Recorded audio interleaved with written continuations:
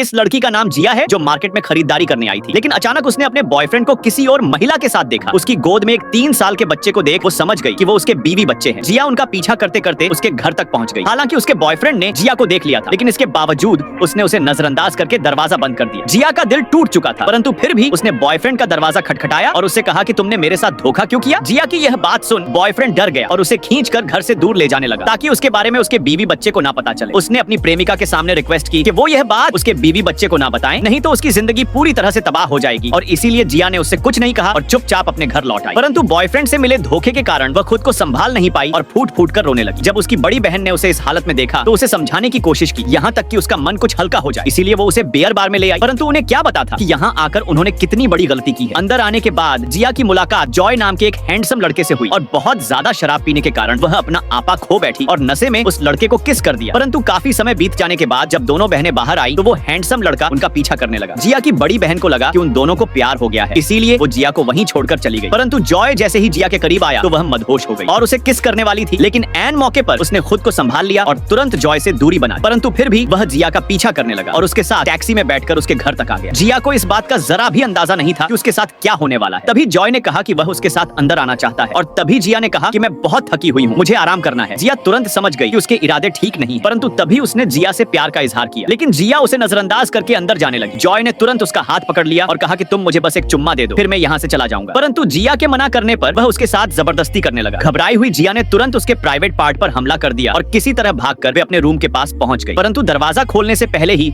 Joy ने उसे पकड़ लिया और उसके साथ वह सब किया जो उसे नहीं करना चाहिए था। जिया अपने साथ हो चुके अन्याय को लेकर बहुत परेशान थी। तभी उसकी बड़ी बहन का फोन आया। उसने तुरंत अपने साथ बीती घटना उसे बता दी। बड़ी बहन उसे तुरंत जॉय के खिलाफ FIR दर्ज करवाने पुलिस स्टेशन ले गई। परंतु उन्हें उम्मीद नहीं थी कि पुलिस स्टेशन में इतनी भीड़ मिलेगी और FIR दर्ज करवाने के लिए भी उन्हें लाइन में लगना पड़ता। ऐसी स्थिति देखकर बड़ी बहन तुरंत जिया को वापस घर ले आई और निश्चय किया कि हमें खुद ही अन्याय के खिलाफ लड़ना होगा। फिर वे तुरंत जॉय की खोज में निकल पड़ी।